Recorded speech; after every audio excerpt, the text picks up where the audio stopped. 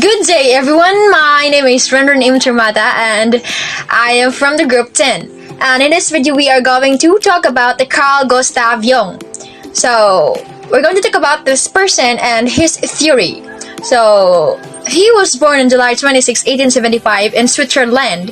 He is a Swiss psychoanalyst and a founder of analytic psychology. And he died on June 6, 1961 at the age of 86.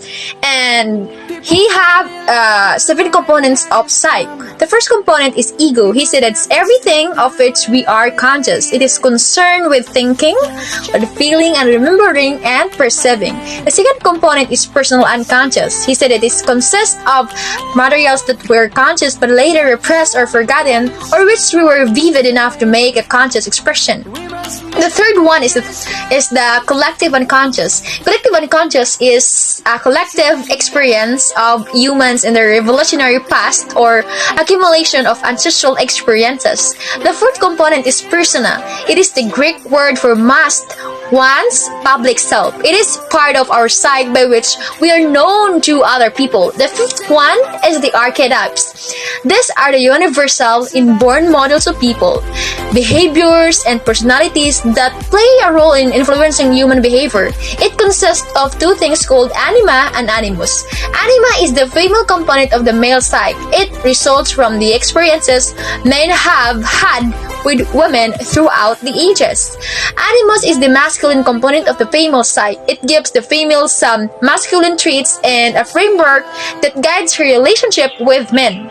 And the sixth one is the shadow. The shadow is a moral problem that challenges the whole ego personality, for no one can become a conscious of the shadow without considerable moral effort. And the seventh one, according to Carl Jung, is a word association. So word association is a test used by Carl Jung to detect complexes. And the eighth one is the self. Is it people balance their conscious and unconscious because according to Carl Jung, if we focus in conscious part, our life become boring. And there are 2 seemingly opposite personality types according to Carl Jung. This is extrovert and introvert. According to Carl Jung, an extrovert rather, seeks intensive contact with the outer world, seeking action and sensory input, while the introvert instead focuses their energy internally on reflection, dreaming, and understanding. While Carl Jung was getting older, he says that he have 2 personality, the personality 1 and the personality 2.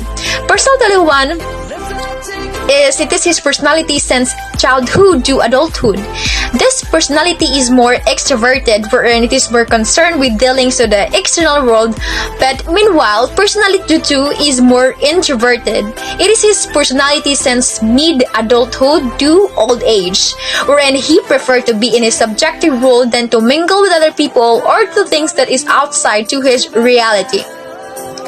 Jung believed that no one is 100% extrovert or 100% introvert, but most mind tend to learn more to one side. If both characteristics are equally present, we can speak of someone who has an ambivert personality.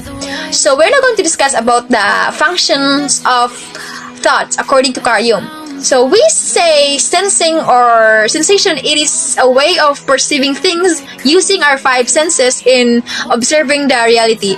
But while the intuition, according to Carl Jung, it is a perception in an unconscious way like the tamang hinala. Thinking is basically a logical way of thinking of things when we are processing information.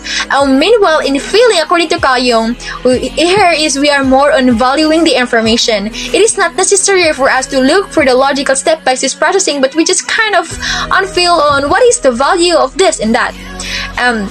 We're going to talk about the stages of development. Carl Jung presented the 3 stages of life.